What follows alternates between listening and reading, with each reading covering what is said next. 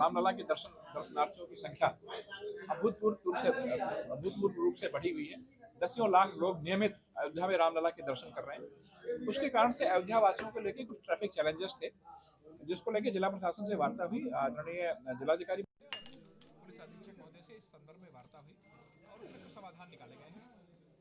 लोगों की स्वास्थ्य संबंधी चिंताओं को देखते हुए सभी महत्वपूर्ण बिंदुओं पर तिराहा, लता मंगेशकर चौक, सरयू घाट, राजा दशरथ महल, हनुमानगढ़ी, असरफी भवन, केड़ी बाजार, विद्याकुंड, इन सभी स्थानों पर हम लोगों ने एम्बुलेंसेस की व्यवस्था की है, जहां पर 24 घंटे एम्बुलेंसेस हमारी तैनात रहेंगी। किसी को भी कोई स्वास्थ्य संबंधी दिक्कत हो तो इन एम्बुलेंसेस से संपर्क कर सकता है और वह एम्बुलेंस उनको जहां पर भी उनको स्वास्थ्य संबंधी उपचार मिलेगा वहां पर उनको लेकर जाएंगे। लता मंगेशकर चौक पे हमारी लाइफ एडवांस सपोर्ट सिस्टम की जो एम्बुलेंस होती है वहाँ पर वह भी खड़ी रहेगी और किसी को दिक्कत होगी तो वो उनकी सेवा करेगी।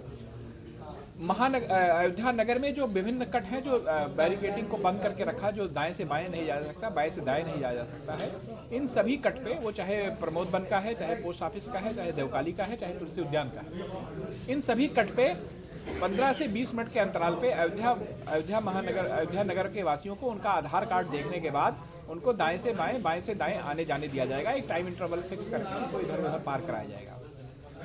सारे कट पे हम लोगों ने मूवेबल बैरियर लगाने को कहा है। वो हमारी कल ही बात हुई थी और वो लगाए भी जा चुके हैं। मूवेबल बैरियर होने से उसको हटाना आसान रहता है और यह बात हमारा जो पब्लिक एड्रेस सिस्टम है, जो वहाँ पे अनाउंसमेंट होता है, उससे बार बार इस बात को अनाउंस किया जाएगा। किसी अयोध्यावासी को इधर से उधर आने जाने में कोई असुविधा नहीं है। अयोध्या में जो एंट्री पॉइंट है, जैसे दीनबंधु तिराहा है, जैसे रामघाट चौराहा है, जैसे विद्याकुंड है, जैसे गैस गोदाम है, साकेत गैस गोदाम है, जैसे असरफी भवन है, जैसे राजघाट है, इन सभी और साकेत पेट्रोल पंप है, इन सभी एंट्री पॉइंट्स पे अयोध्या वासियों के आधार देखने के बाद कुछ अंतराल के बाद इन सभी एंट्री पॉइंट पे बाइक और उनकी गाड़ियों को अंदर आने दिया जाएगा। लेकिन वह अंदर आने की सुविधा रामपथ के लिए नहीं है।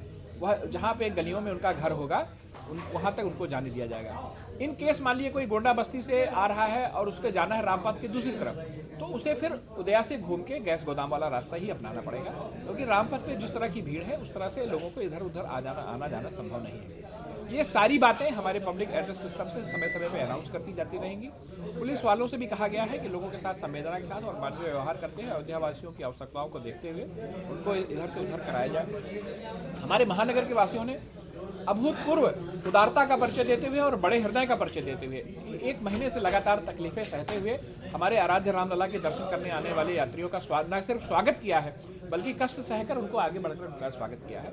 इसके लिए हमारे पूरे महानगर के वासी बहुत धन्यवाद और उनका हम लोग आभार व्यक्त करते हैं कि वो जिस तरह से इन विपरीत परिस्थितियों में, इन स्थितियों में भी हमारे साथ खड़े हुए हैं और लोगों का स्वागत कर रहे हैं। उनका बहुत आभार और धन्यवाद है।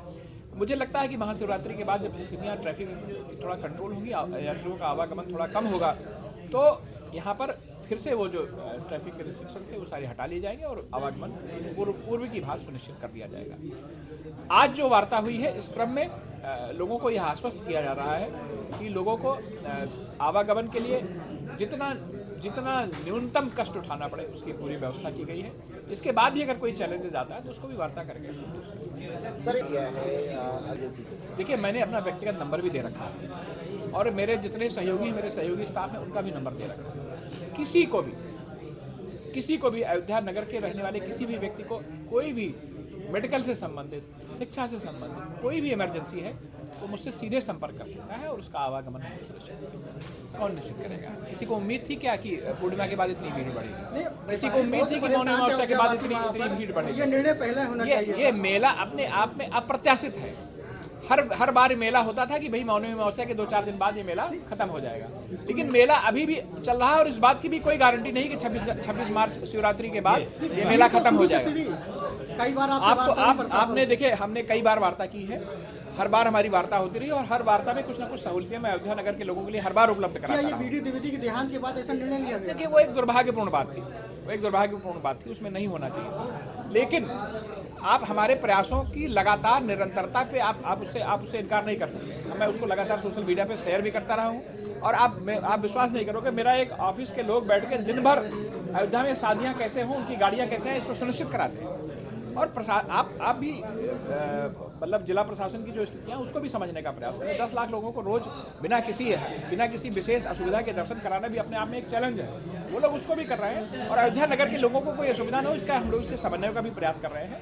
और इस बात की कोई गारंटी नहीं है कि महाशिवरात्रि के बाद यहाँ यात्री आने वालों की भीड़ खत्म हो जाएगी। अयोध्या में जो स्थितियाँ हैं, प्रयागराज में जो स्थितियाँ हैं, बनारस में जो स्थितियाँ हैं, विंध्याचल में जो स्थितियाँ हैं, मुझे लगता है कि अभी ये महाशिवरात्रि के बाद भी ये स्थितियाँ ऐसी चलती रहेगी और यहाँ पे दर्शनार्थियों का आने वाला क्रम ऐसे बना रहेगा। तो उन सब चीज़ों को देखते हुए अयोध्या वासियों को न्यूनतम असुविधा हो इसका प्रयास अभी भी किया जा रहा है। आगे और भी चैलेंज आएगा तो उसके लिए संवाद करके प्रयास करेंगे। महापौर जिला प्रशासन से वार्ता के क्रम में एक बाइकर्स की बात, ई रिक्शाज की बात, होम स्टेज की बात या जो भोजन कराते हैं उनकी बात, ये इसकी अनियमितताओं को लेकर चर्चा हुई। इसको लेकर भी हम लोग जल्दी कोई आपको रिजल्ट दें। अवैध पार्किंग को लेकर अवैध पार्किंग में तो हम कार्रवाई ही कर चुके हैं। अवैध पार्किंग में हम कार्रवाई भी कर चुके हैं और आगे भी हम लोग उसको नियमित करेंगे।